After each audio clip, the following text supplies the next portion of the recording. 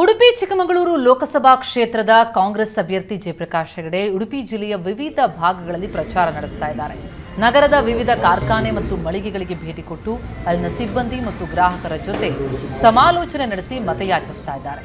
ಉಡುಪಿ ಜಿಲ್ಲೆಯಾಗುವಲ್ಲಿ ತಾನು ಸಚಿವನಾಗಿ ನಿರ್ವಹಿಸಿದ ಪಾತ್ರವನ್ನ ಜನರಿಗೆ ಮನವರಿಕೆ ಮಾಡ್ತಾ ಇದ್ದು ಜನರ ಬೇಡಿಕೆಗಳನ್ನು ಕೇಳ್ತಿದ್ದಾರೆ. ಈ ಚುನಾವಣೆಯಲ್ಲಿ ಉಡುಪಿ ಜಿಲ್ಲೆಗಾಗಿ ತಾನು ಬಿಡುಗಡೆಗೊಳಿಸಿರುವ ಪ್ರಣಾಳಿಕೆಯ ವಿವರಗಳನ್ನು ಮತದಾರರಿಗೆ ತಿಳಿಸ್ತಾ ಇದ್ದಾರೆ.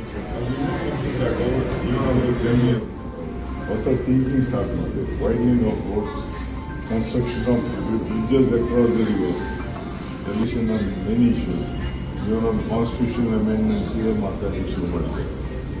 I just wanted your support.